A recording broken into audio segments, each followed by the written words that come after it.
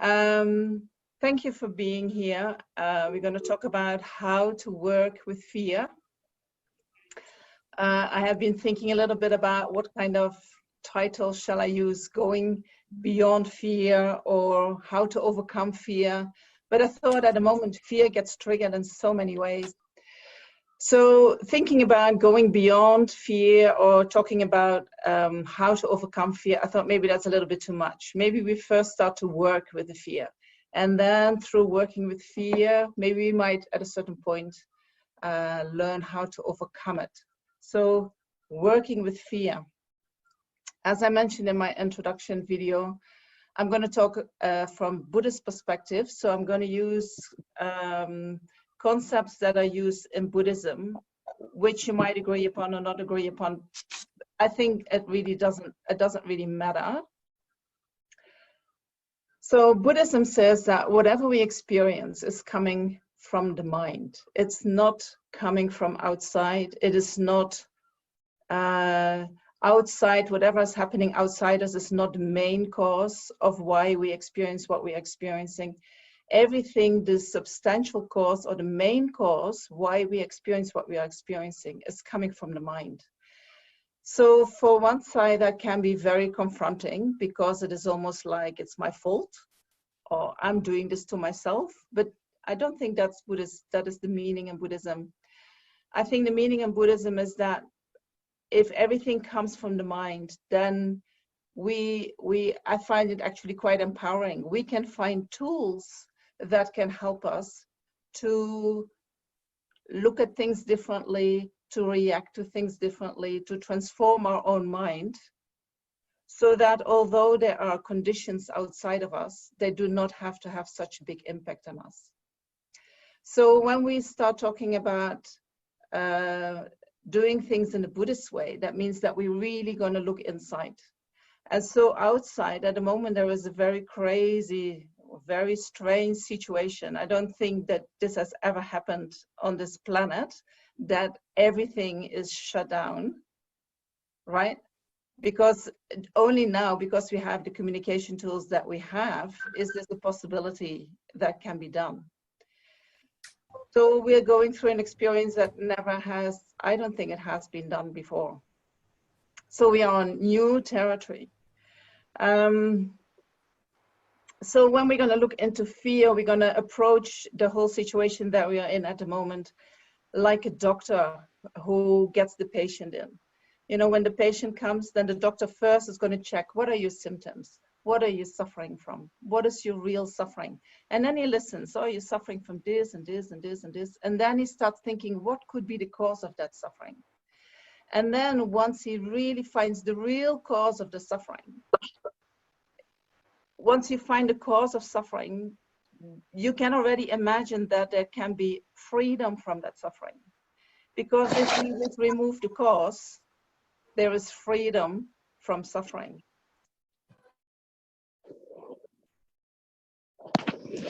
More people are coming in and I have to mute. Yes.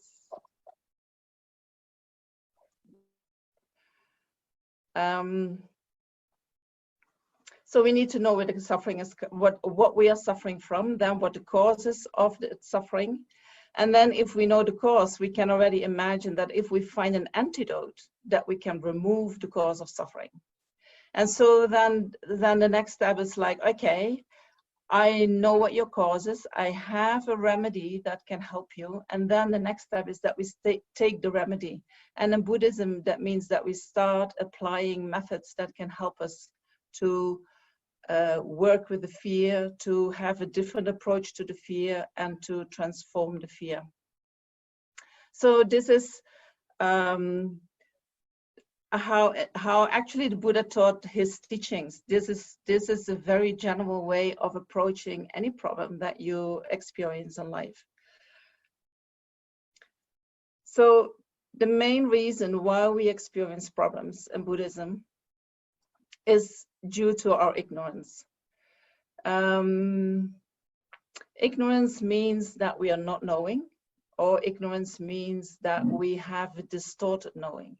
So what is it that we don't know? What is it that we don't know in the correct way? And so what we do not know, where we have not much knowledge about, I hope I can say that, is about the way things work, the way life works, the way where things are coming from. And in Buddhism, we call that the conventional nature of things. So whatever appears to us. And yes, from some things we do know where they're coming from, right? But many things we do not know where they're coming from. For instance, where is happiness coming from? Or we can say, oh, when I have a nice cup of coffee, or when I have chocolate, or when I have a very good conversation, I experience happiness. Happiness is coming from that.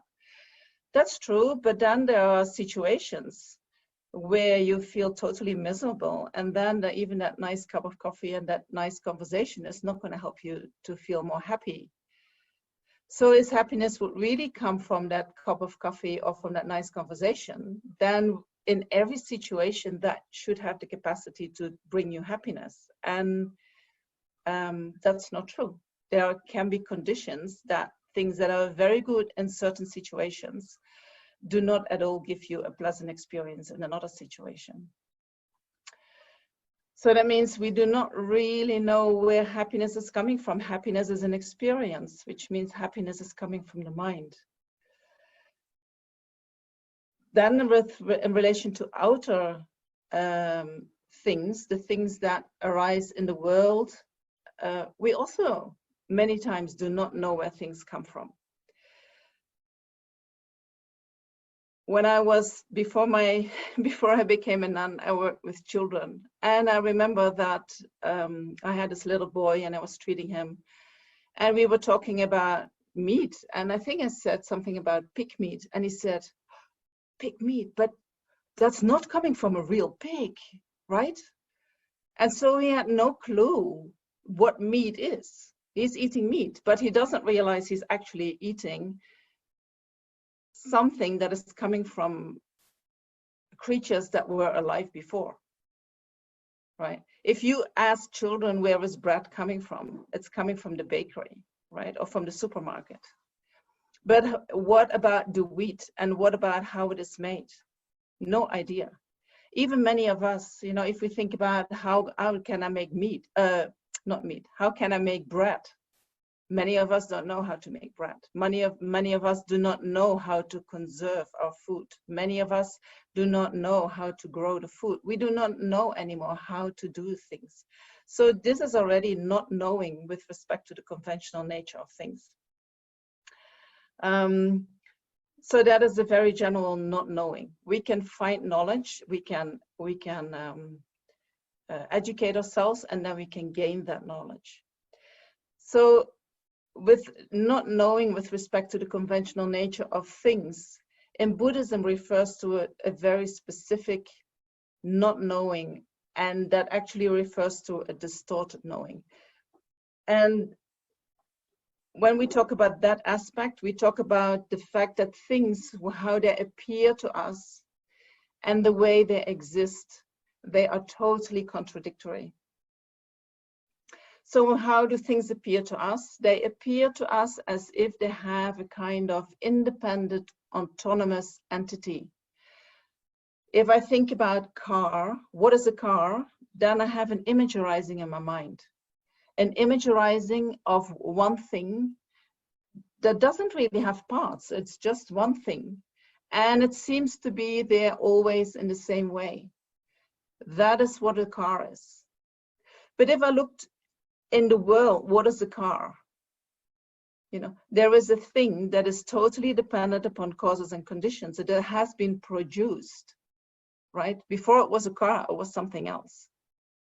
And there were many causes and conditions needed in order to make from the parts a car, to make the parts and then to put it together so that we can call it a car. So there are many causes and conditions needed. And as I just already said, also there are many parts needed. They have to be put together in a certain way in order to make it a car. And then on top, so this means that that one thing, car, that appear to us as one thing, if we check reality, actually it exists out of many, many parts. And if we look for that one thing in the car itself, the car that is standing outside, if I'm going to look, where is that one object?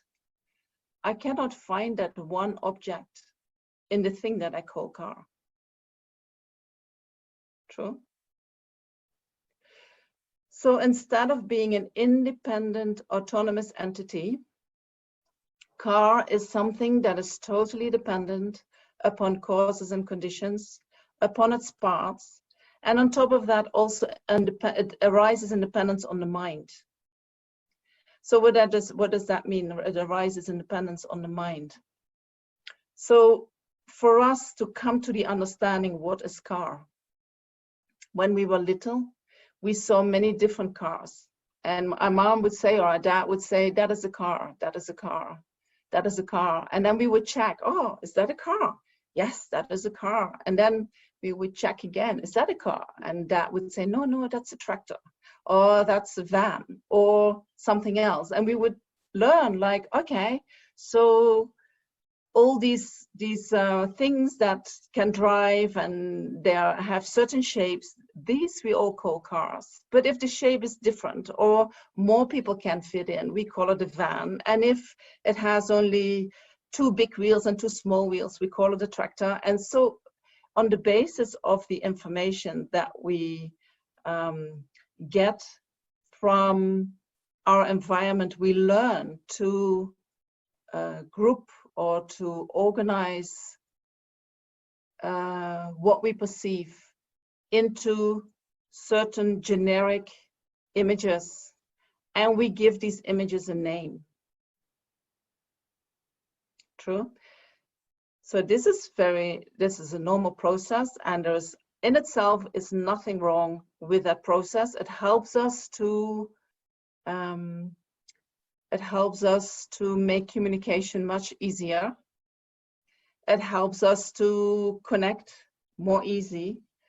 But our problem comes when we start believing that the images that arise in my mind, that they are actually the real thing itself. So if I believe that the image of car and the word car, if I start believing that that is coming from the side of that object that is outside. So if car would be the object coming from the object outside, car would be already a car without me needing to say, or me needed to label it as a car. The car would be able to tell me I'm a car, right? Or it would be obvious if I see it, oh, that's a car, without anyone telling me that we call that a car. And that's not the case, right? So somehow we have this organizing capacity of the brain, and then we project that onto objects outside us, inside us, and these are processes that happen in a total different domain. One is happening in the mind, the other one is happening in the external world. And what we are doing with our perception is we mix them, and often they appear as being exactly the same thing. And so a lot of problems are coming from that. And well, when we start talking about fear, I will go deeper into that. So this is what is called the ignorance with respect to the conventional nature of things. So then we also have an ignorance with respect to the ultimate nature of things.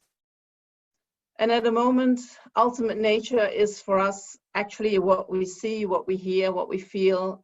Our world is our ultimate nature, because what other nature is there? We don't know any other nature. But according to Buddhism, whatever we see, whatever we experience, whatever we perceive is not the ultimate nature of things. The ultimate nature of things, if we would realize that, is actually their lack of having this independent, autonomous entity, identity. If we would realize that the car that appears to our mind, the label car, that is really has nothing to do with the object outside, but everything to do with our mind.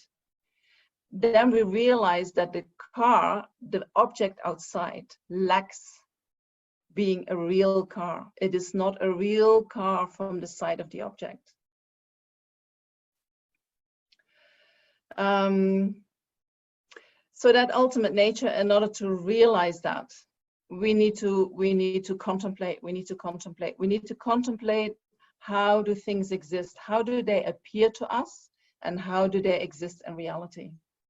So when we, when you move around in your life and things appear to you, you can challenge yourself. When you are outside and you see a tree and you think this is a tree, and you say, okay, is that a real tree, or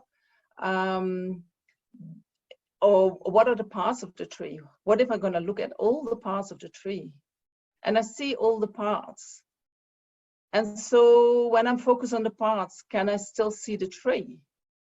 So there are many parts, and then I put on top of that something that is one thing, but is that one thing really there, or is that coming from my mind? You can also think about, where is this tree coming from? What was the tree before it was a tree? It was a seed. And what was all needed for the tree to become the tree as it is right now? So it is not that the tree has always been there like that. Somewhere we know that. But our perception is not like that. In our perception, it looks like that tree always has been there and always was that big.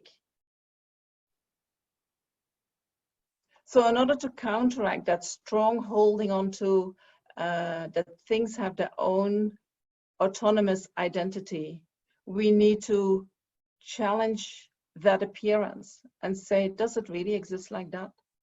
So with respect, for instance, to yourself, you can think, we have that same kind of grasping at a true self, the way we exist right now. But what were we 10 years ago? Where were we 20 years ago, or even further?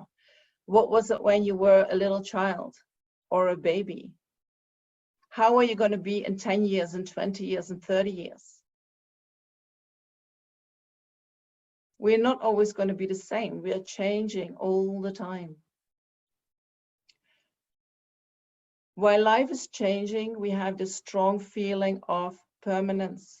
Things are, as soon as we perceive things, it looks like it always has been like that, and it always will be like that. True? Can you recognize that?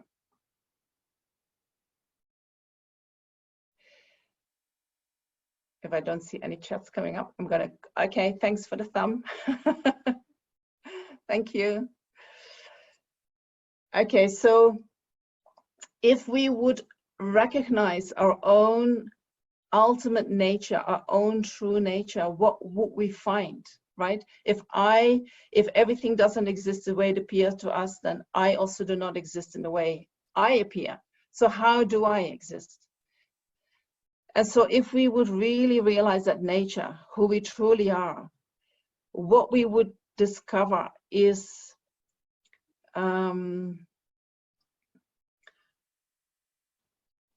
well, some people say it is space-like. Some people say it is like light.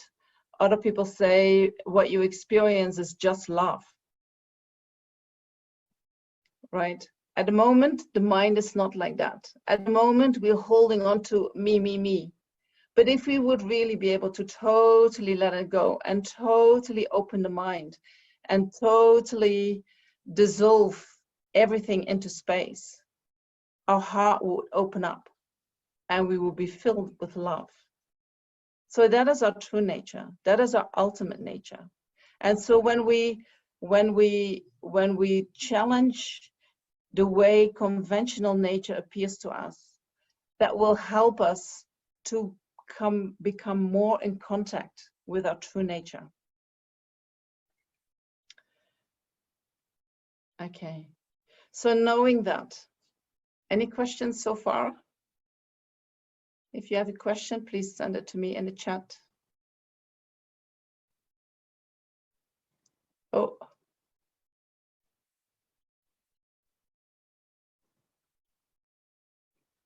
Okay.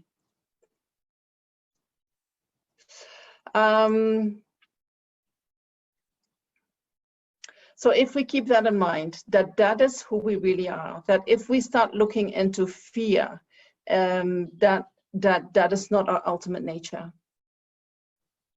right? Don't hold on to that. That is who you really are. But it is something that we experience at the moment, and it is something that we can learn to work with and learn to penetrate, so that we can feel, oh yeah, this is not me. This is not really me. So before we go there, why love is our true nature and not something else. So what Buddhism says, why love is our true nature and not, for instance, hate, not, for instance, anger. It's like if being angry or if being any other emotion that you have would be your true nature, then it should be possible to generate that feeling towards each and every sentient being at every time. And so we all experience anger, but we all know that as soon as the anger arises in the mind, there is going to be a moment that the anger disappears out of the mind. And we also know that we cannot stay forever angry. We also know that, yes, we can be angry with a group of people, but not with each and every sentient being. That's impossible. What about love? Love, is it possible to generate love for each and every sentient being in every moment of time? According to Buddhism, yes. Why? Because it's our nature. It is our nature to care for others. It is our nature for ourselves to look for happiness, wanting to be happy. And if we feel good, we want everyone to be happy. True. At the moment, we have trouble maybe with some people, especially those who have hurt us, who have harmed us. That can be difficult to generate love for them. But when we use Buddhist techniques, we can generate minds, we can forgive, and we can go beyond that. So that, according to Buddhism, proves that our true nature is a nature of love. Is that okay, Mingyu? Mingyu, maybe I say your name. Okay, he understands. Fantastic. So, according to Buddhism, how do we exist? What is a human being? What is a person? Because fear arises within the person, right? So we have to look, what is a person? A person is, the definition of person is that which is imputed independence on the body and the mind. So we have a body and we have a mind. The body is made out of matter. It is coming from our parents. And it is just for this life. It has a certain lifespan. While the mind is made out of consciousness. So that is a totally different energy. That mind is not coming from your parents. That mind, the main cause for mind is the previous moment of mind, which is the previous moment of mind. And so when we trace that back, that means that mind is mind. We cannot find the beginning of mind, nor can we, because we cannot find the beginning. That means that the mind was already present before we were conceived. The mind is a continuum that keeps existing. There is no beginning, no end. And that mind takes rebirth in the body again and again and again. And independence on that body, we become a person. So the mind and the body are two different kinds of energy. The mind is defined as that which is clear and knowing. Clear meaning spacious. It is like space. So you can't see it, you can't feel it, you can't touch it. It doesn't have any color. It is like space. And it is knowing, which means one aspect of the mind has the capacity to know. So when I experience, there is that what I experience, and there is an experiencer. When I know something, there is also a knower. They arise simultaneously.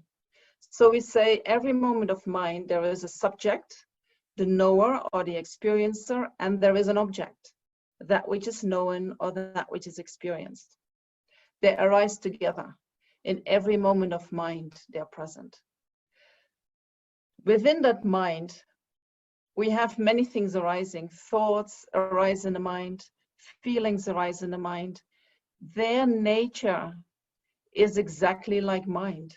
So their nature is also clear and knowing. We cannot see our thoughts. We cannot see our feelings, right? We can feel them, but there is nothing substantial that we can hold on to and say, oh, that's my feeling, right? We cannot find it in the material world. We experience it through the body, through the material world, but we cannot find it in the body.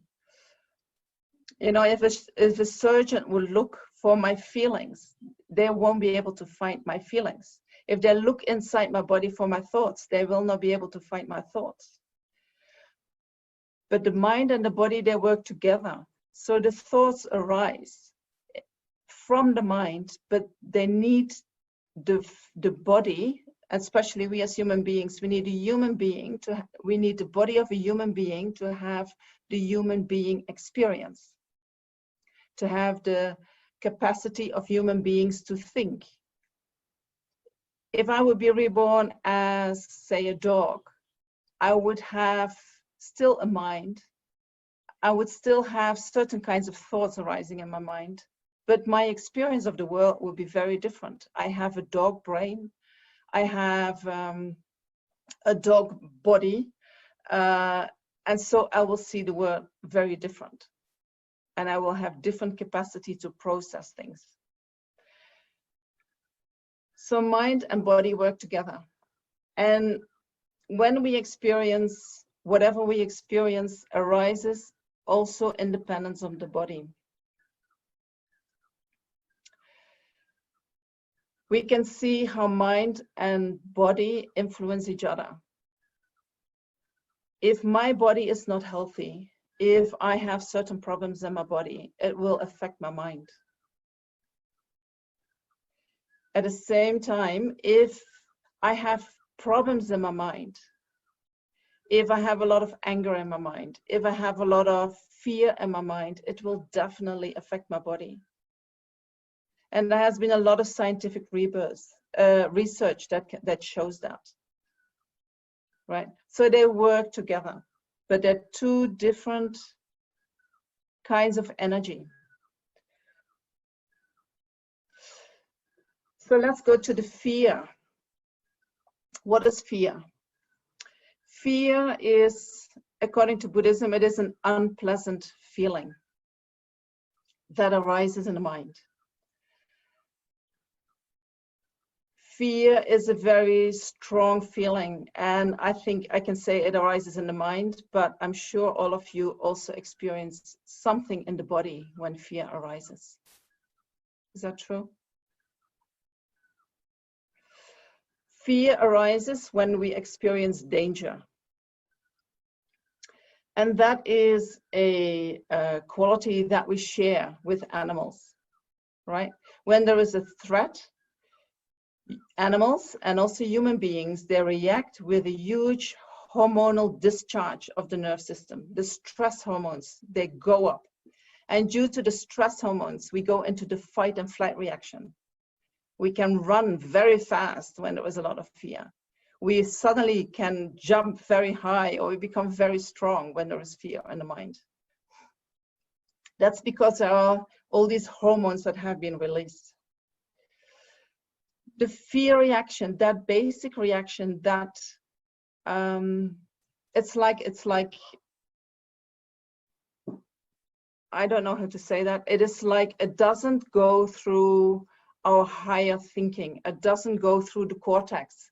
It is very primitive. It goes very fast. Sometimes you have a fear reaction and you immediately jump aside and you think, oh, what was that? And you realize later, oh, something happened, but my reaction actually already happened before I realized that something was happening.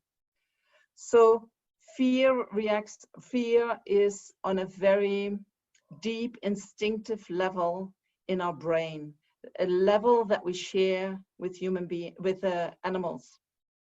And it's called the amygdala. Maybe I've heard that. Amygdala is part of the limbic system, part of the where emotions get regulated. So when there is fear in the mind, that center is triggered very strongly in a way that we are experiencing stress, and the stress makes that we go into a survival mode. We go into fight and flight reaction. So what happens when you experience fear? How does your body react? Have you ever felt that? Have you ever connected with that? Have you ever looked at that and think like that is a feeling that is arising in my mind? Can you let me know?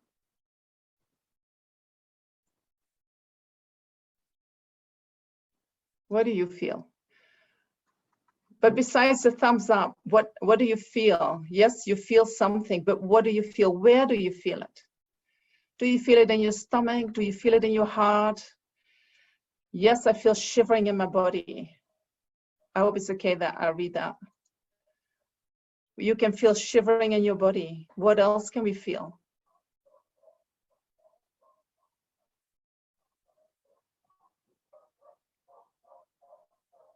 Anxiety. What is anxiety?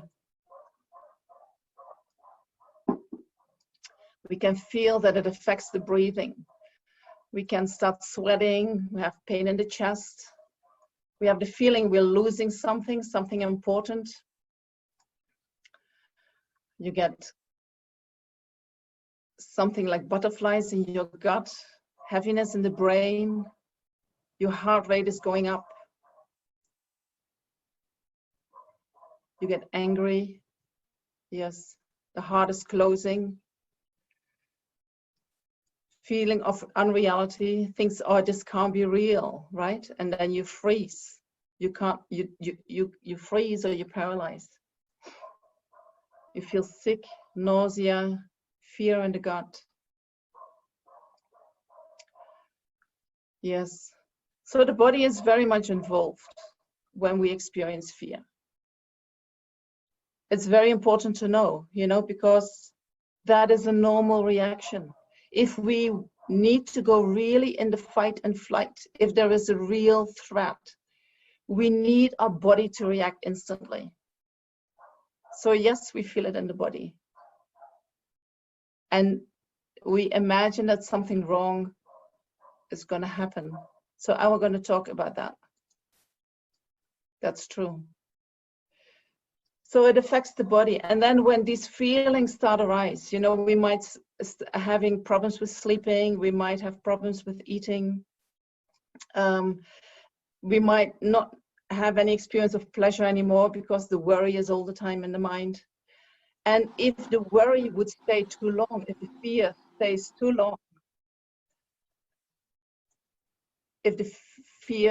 too long,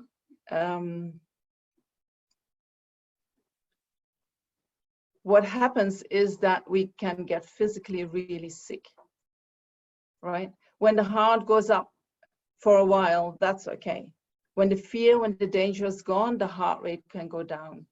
When we feel nausea in the stomach, when the heart is closing down, when it is for a short period of time because there is a real threat, that's okay, because after the threat, you find the time and the space to relax and to nourish yourself so that the fear reaction goes out of your body. But if the fear reaction stays for a long time, you can get really sick. Right? It can really cause problems in your heart, problems with your blood pressure, problems with cancer, with your vascular system. You can get a stroke. We can think about many things. We have fear, where stress influences our health. So fear is a normal the fear reaction is normal. It protects us, right? We need that. When fear arises in the mind, we either fight or we run away, the fight and flight reaction. If we want to run away, but we can't, for instance, if you're a very little child, you're living with your mom and dad, and you're very angry and you want to run away, but you cannot, because where are you going to go? It can be that you freeze inside. Part of you wants to run away and part of you realizes, I cannot. So that causes a freezing reaction in your body. I think when we go back into our life, we can find situations where the fight and the flight reaction was triggered, and maybe also the freeze reaction, and where we have not been able to totally let that go. So if that is the case, then the leftover of these reactions, they might function as a basis for any future event.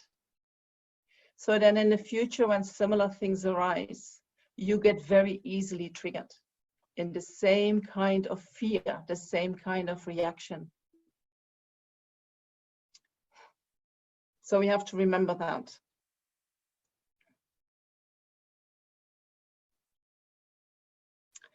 So the feeling of fear is a help from nature, a help that helps to survive. So in order to survive, this is my next question to you. What do we need in order to survive? What do we need?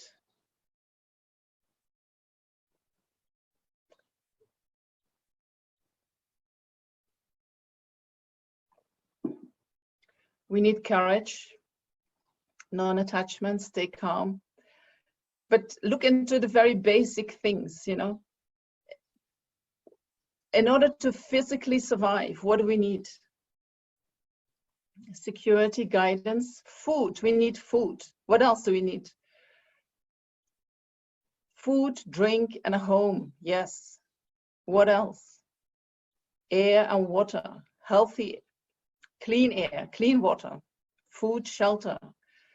A strong heart, friends. Community. Do we need money? In this world, we need money. We need a job, right? The money is not coming from nowhere. We need a job. Maybe in order to survive, we need health. We need being alive, right? In order to survive, I need to stay alive. I need my life. So if we look at all these aspects at the moment, what is happening to them in this situation? You know, what are we seeing on television? Death, death. So many people are going to die. Millions of people are going to die. So when we hear that other human beings are dying, it is almost like it's coming inside us. I'm going to die. We know it's not me at the moment, but it feels like that. Right? So what is happening at the moment in the world, it can feel like it's threatening our life. It can feel like it is threatening our health. I might get sick. Oh my gosh, I might get sick. I better protect myself. And so in order to protect ourselves, we're gonna walk around, and we don't want to be close to people, and because we have learned if we're going to be too close, we're going to get sick. So we don't want that. Right. So at the moment, health is challenged, and then the whole economy stops. So where's the money come from? So that gets challenged, and maybe we lose our job. That gets challenged. Maybe if we have a house and we need to make a payments and we don't have the money anymore, we lose a house. And then due to the situation now, we cannot visit our parents, we cannot visit our friends, we might lose community, right? Many things that we need in order to survive are at the moment threatened. Very scary, right? So when fear arises in your mind, that is totally normal in the current situation.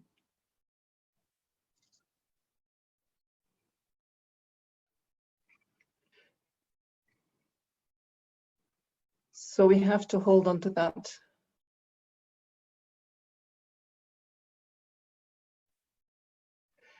And so now we go to what is gonna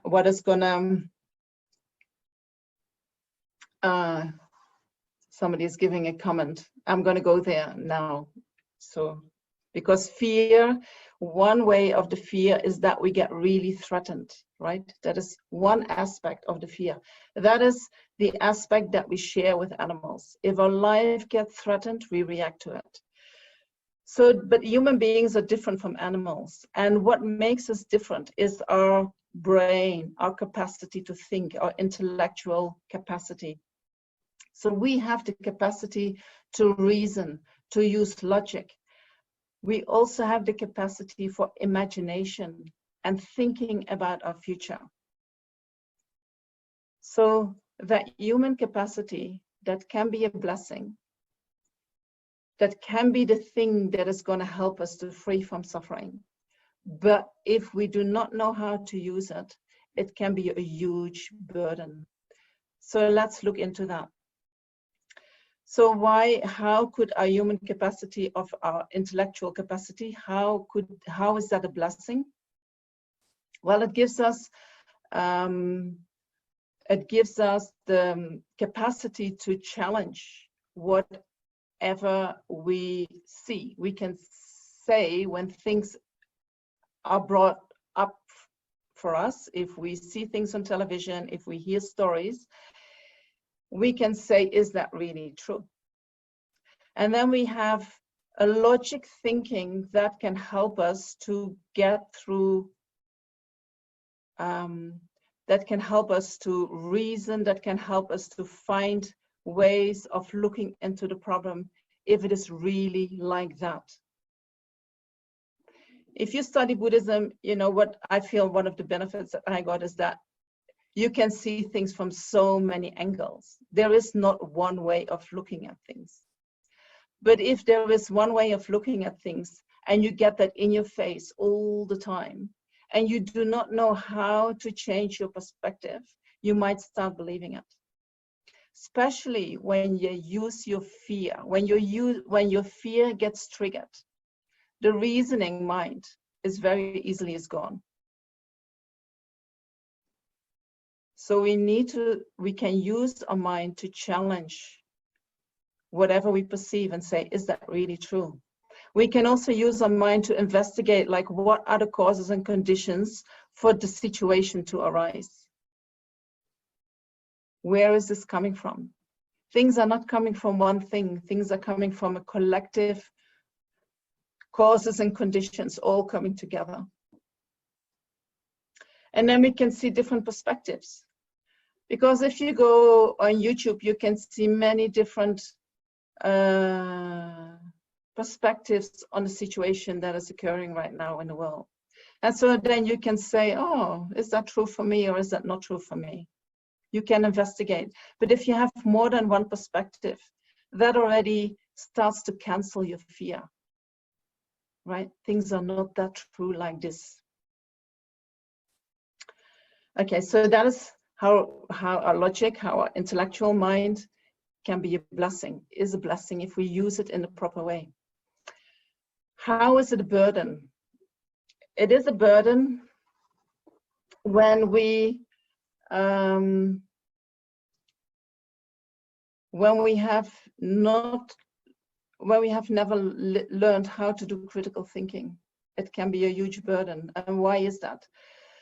First of all, our mind, when we experience something, no matter what, not just now in the situation, but at any time in your life, if you experience something pleasurable, the mind starts to fantasize about it. If we experience something that is unpleasurable, something that we don't like, we also start to think about it again and again and again. How can I get rid of it? Right? So we use, this is what is called mental engagement. We use our brain to go over events that have happened in the past again and again and again. And we try to change. It's almost like we are trying to change the events that has happened. We don't like it. We don't want it like that. So we try to change it. This is what we do in our mind. And for things that we might foresee happening in the future, or what we would like to see in the future, we also fantasize. We fantasize. If you fall in love and you think, oh, how am I going to get that girl or that boy? And you're going to go, you start fantasizing, and you see all kinds of scenarios playing, some successful, some not so successful. And then you try to adjust so that you're going to get the outcome that you wish for. But it's all fantasy. Right? This is what our mind does all the time, and we cannot turn it off. We cannot turn off our thoughts. Not possible, is also not something that we strive for. What we want is we want to use our thoughts in a different way. We want to direct our thoughts in a different way, but we can't stop. It is the mental energy. We cannot stop that. So when our fear gets triggered,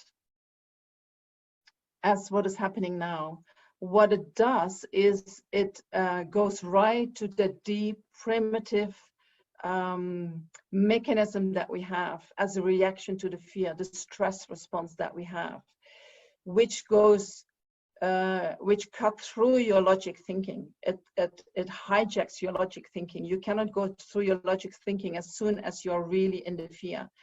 So once that fear has been triggered, it is very difficult to turn it off. So for instance, if we hear on the news, oh, there are going to be millions of people die from this, even if they correct it, and it's not millions, but it is 100,000, also not 100,000, 50,000, and it goes down, down, down. But the first reaction that was there has been triggered, and that is still there. That is not just going to go away. That has triggered something very fundamental in you. So having these reactions, having a mind that works like that, makes us very vulnerable for information that we get through others.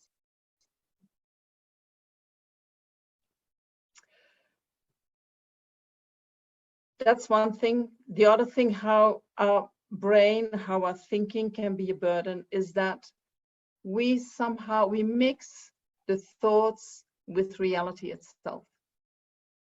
So whatever appears in our mind, somehow we have the feeling it's really happening. This is what reality is. And that might not be true at all. So we have to do reality checks. I have this in my mind, but is that really true? As human beings, we are social animals, right? When we see others who are in a difficult situation, who are in a dangerous situations, we can feel it. Our body starts reacting. Before we started, somebody said, Marga, I think she said, when you're very cool, and then you go to people and you feel that the people are afraid, and it makes you afraid too. You start feeling it in your body. And I think that is because we are so social animals. what is going on in your mind, in somebody's mind. We can perceive that. We might not be aware of that, but we can feel it. And so it will trigger the similar reaction in us. We have to be aware that we react in this way. So when we hear stories about others, whether they're true or not true, they might become true due to the way our mind works. We start believing them due to the way the mind works. When we start believing them, then when we go outside, we see it happening everywhere because we project it onto the reality that we see.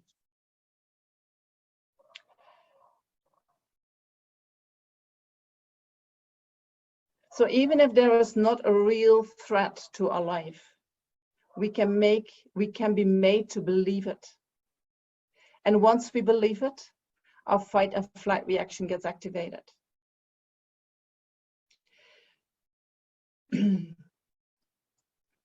If many people react with fear, we feel that, we also have this need of belonging. We want to be part of the group. And if everybody is fearful, if we have not thought about your need for belonging, you might just join the fear group because then at least you're part of the group. If everyone around you is fearful and you say, no, I'm not going to go in there. I'm not going to be frightened of something that I cannot see or that hasn't happened to me or that is not accurate in my life. And you distance yourself in that way from the group, you might get confronted with, oh, but then where do I belong? I lose my communication with my friends.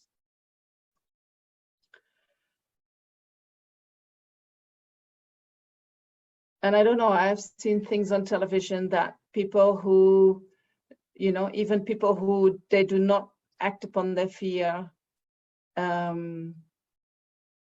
when they meet people who experience a lot of fear, there can be a lot of violence because at the moment there is the story, or you bring people in danger if you don't do this and this and this. You make people sick, whether it's true or not, So then that creates a lot of aggression within people.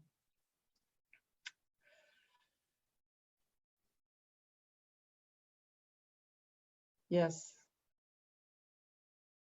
And there is more, but I don't want to discourage you guys. So then on top of that, we can look into how has fear been used during our life? How have we grown up? And especially if you have a Judeo-Christian background, fear is quite a familiar concept that has been used to motivate you, Fear for God. And I don't know, when I grew up, there was a lot of fear for the parents, fear for authority, fear for the school teacher. You do what they tell you, otherwise there's going to be punishment. And so when you have grown up like that, your whole body is functioning within that fear system, that punishment system. And when you have that and you're not aware of it, it's very easy. As soon as there's punishment, you do whatever they tell you. You don't want to be punished.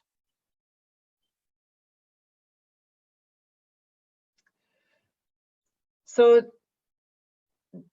this is all based on when we have this programming.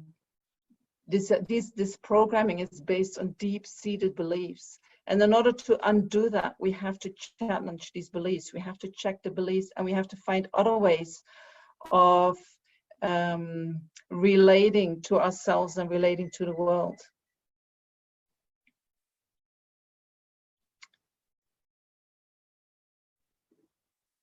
So fear is a natural reaction that protects us from direct dangers. When we go out on the street and there is a car approaching us, the fight and flight reaction is there to jump on the side so that we don't get hit. Then after that reaction, we should drop the fear, and sometimes it might take a couple of days, a couple of weeks, maybe even a few years, but eventually the fear should release from the body. Direct dangers. But because of our brain, because of our intellect, what happens to the human beings, even if we think our life is in danger, the fight and flight reaction gets triggered. Even if we are told, especially by authority, that our life is in danger, our flight and fight reaction gets triggered. And then another way that our fight and flight can get triggered, if they tell us that there is not enough. How do I gonna survive if there is not enough? All right? And so think about that when you look at what is going on in the world. Where is it triggering your fear? What is triggering your fear?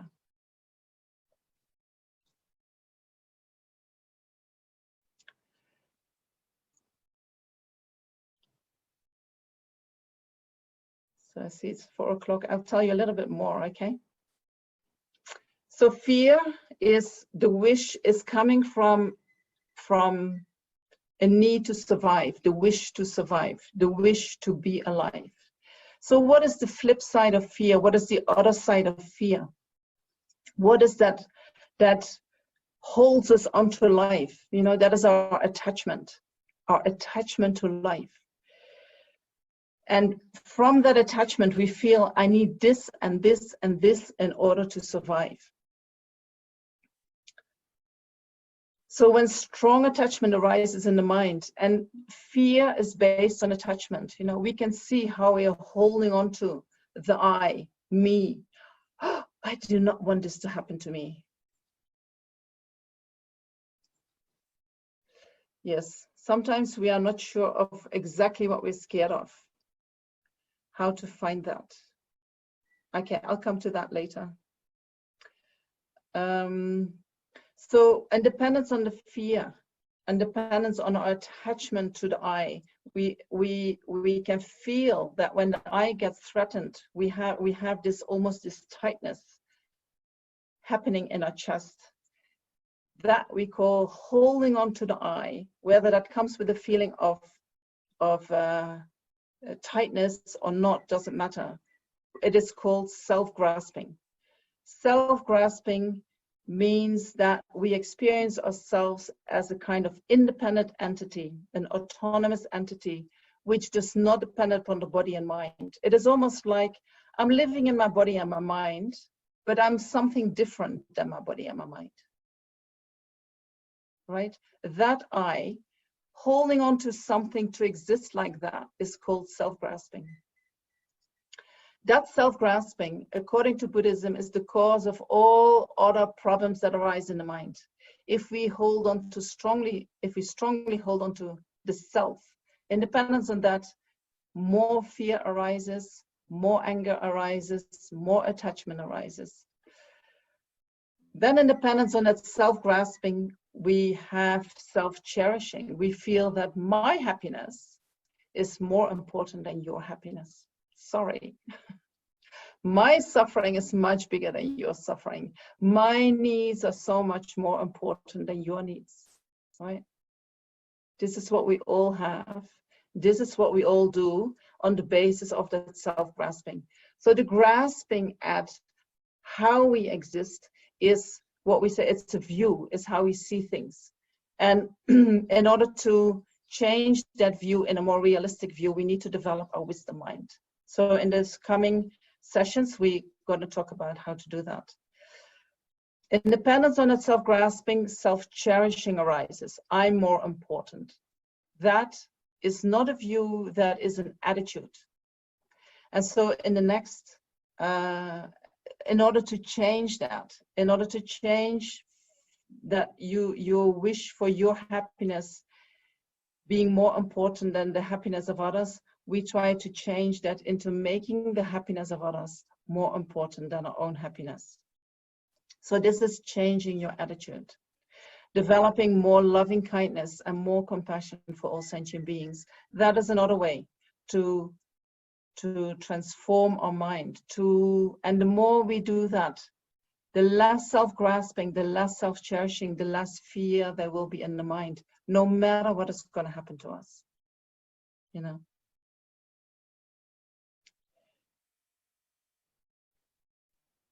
So I think the next little part that I had, I might keep for next time. Do you have any questions so far? Okay, I have a few questions. Sometimes we're not sure where the fear comes from, how to find that. So fear has different aspects. It is a physical experience. And what you can do with that is that you're just gonna experience it. Okay, there is this physical experience. Where do I feel that? How does it feel? Can I give it a space to just arise in my mind without fighting it, without having to do anything with it?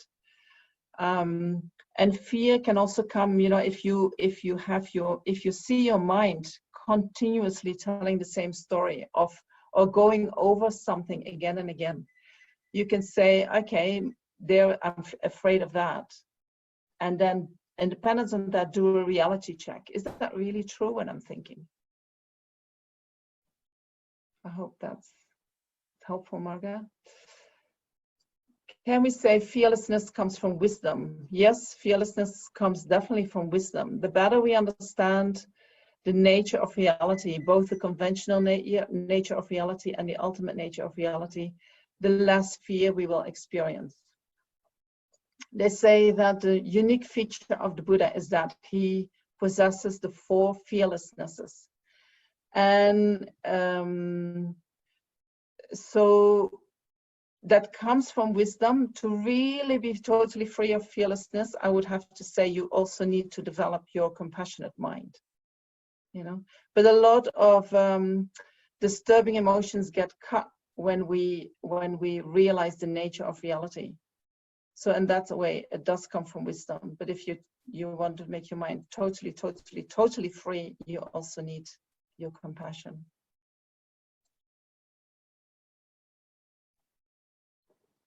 Okay.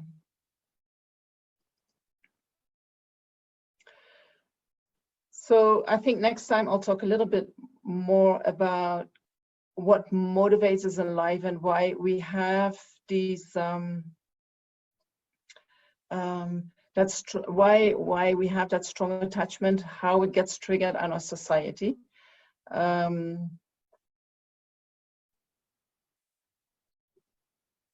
And so for now, I want to just look at, you know, to help you lessen the fear in the coming week, what can you do with what you know so far? Okay.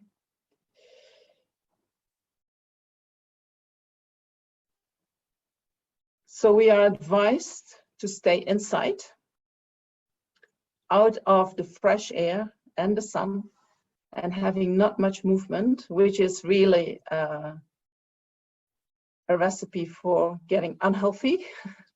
So if you have a balcony, please go outside in the sun. If you can do some exercise inside your house or on your balcony, please do as much as you can. Because we need it in order to feel healthy, in order to be healthy. So try to do that as much as you can. We also advise to isolate ourselves socially. And we as human beings, you know, we really need the social contact. People die from being alone. People, sometimes they check, you know, what is it that make people live very, very long? Yes, healthy diet is important. Yes, fresh air and fresh water is very important. But what is really important is that you have community and that you have good friends. For long life, we need community, we need good friends. So now we're not allowed to socialize, which is detrimental for health. So try to do whatever you can to stay in contact.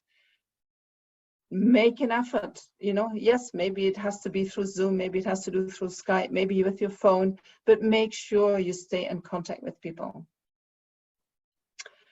Check on people who are alone, you know, how are they coping?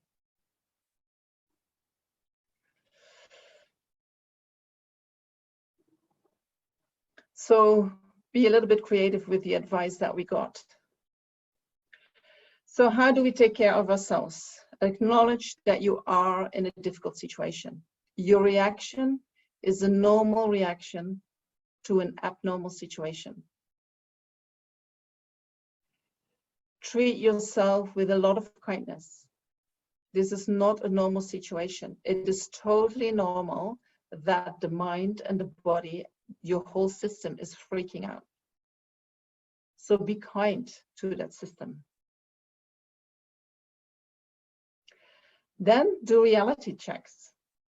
You know, is it really true what I'm hearing? Is it really true what they're telling me? There is a lot of information that you can find on the internet. For instance, there is this whole thing, oh, so many people in hospital and so many people are dying. And then you see people go to their local hospital, and that hospital, actually, they're waiting for the patients to arrive, and not many patients have arrived yet. So yes, there might be hospitals that are full and they have a lot of pressure, and yes, many people die. But at the same time, it's not everywhere like that. There are certain hotspots where that happens. When we see the hotspot on the television, we project it onto the whole world. It's not like that. It is in a certain area, but it is not everywhere.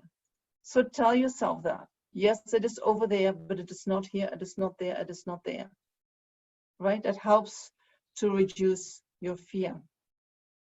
You can also check what is happening around me. You know, how many people that I call are connected to, are suffering from the virus? How many people know people who are suffering from the virus? Check up. You know, the people who are not suffering are much, there are many, many, many more people not suffering than the people suffering. It doesn't make it less bad, less heavy or less difficult, or however you want to call it. But it is, you know, due to our mind taking information and then projecting it onto our world right now as it is right now, it is not like that. That is how our mind works, but the reality itself is not like that. So what is happening in your world? Check that out. Then take care of your body, you know, eat healthy food. Do your exercises. There are many classes that you can find online that you can join. And then I think boost your immune system. You know, the only way that we can get sick is when our immune system is not strong. So take your vitamin C's and D's and zinc and whatever the experts are telling you. I'm not an expert, but check it out, what you hear from the experts, and try to follow that. Take care of your social needs, you know, make meaningful connections.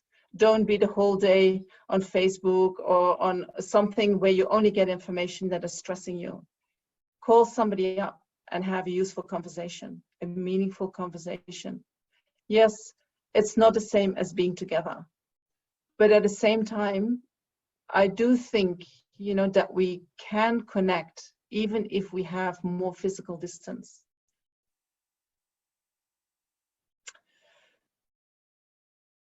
Then try to limit the toxins that are coming into your life, you know. Check your food, check your soaps, your cleaning products, whatever, you know. There can be toxins that aggravate the whole situation.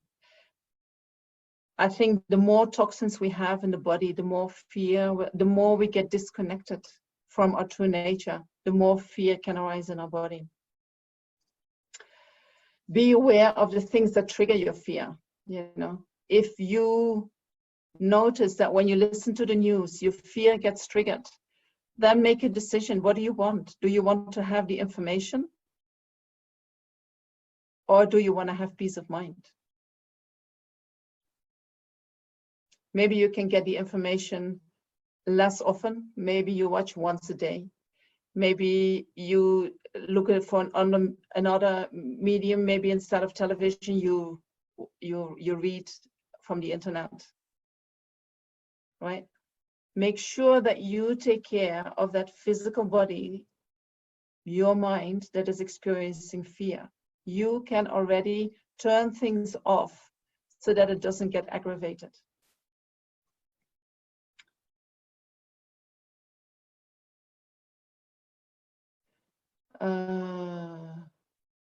And so then we have also the electromagnetic toxins from Wi-Fi, and make sure that you turn that off at night, or that you don't have it on all the time. And then look for activities that nourish you. What brings you energy? Maybe there are things in your life that you dreamed of doing when you were so busy, and now finally there is some time that you can do that. Take care of yourself. And then when you go out, I don't know what happens to you. When I go on the street, people turn their heads off. They don't want to look at you. They treat you like you're having a contagious sickness. And even although that might be true, we're not sure, but I think the fear that we share is much more contagious. Fear goes from human being to human being to human being, and we can infect everyone with that. The virus is not going to infect everyone. So when I go on the street, I make an effort to say hi to everyone that I meet, whether they turn away or not. I keep saying hi, and I keep giving them a smile. When I come back, I can see the last part of my trip. I'm not doing that anymore because I'm getting a little bit, it's a little bit disheartening. But next time when I go out, I do it again, and I keep doing it, because I think there is no need to go into this, to withdraw into this fearful system inside of us. Yes, a smile is also contagious. That's true. It's just when you wear the mask, it's not so easy to see. You only have your eyes to show the smile. And then if you know that there are people suffering, or have difficulties with the situation, offer your help. Caring for others is the best way of getting out of your frightened mind, your fearful mind. So check up on them. Is there anything that you need? Can I do the shopping for you? Can I, whatever. Call them up, have a little chat, right? These are things that you can do quite easily. All of them in the next week. And so the next week, I want to go into, when we have fear arising in the mind, how do we handle that? How do we sit with that? And we give more time into how we can develop love and compassion for ourselves, how we can train the mind in being more mindful. And we will talk about the nature of the mind. And so now I'm going to look to a few questions. Compassion for the ones that surround us. Compassion for the ones that surround us. Yeah, you start with compassion, I would say, first for yourself, and then with those that are around you, the ones that you love are the most easy. And then when that goes easy, you let it, you don't stop there. You try to extend that to others who are suffering exactly the same as you do, as your loved ones do. Then there is a question: does fear or fearlessness inherent in us, or do we develop this from our childhood experience?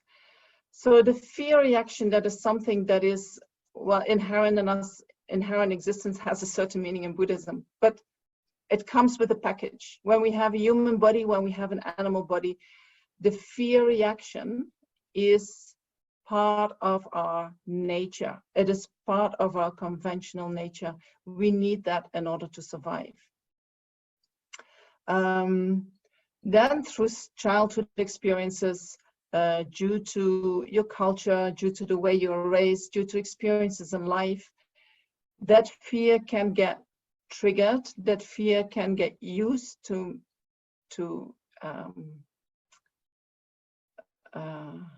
it can be part of the program that we have, part of our education that we have. And so if that is, if you have that as part of your education, I think it gets triggered maybe more easily. Fearlessness is fearlessness, we can only develop fearlessness when we develop the full potential of our mind, when we develop a full potential of wisdom and compassion. Then we become fearless.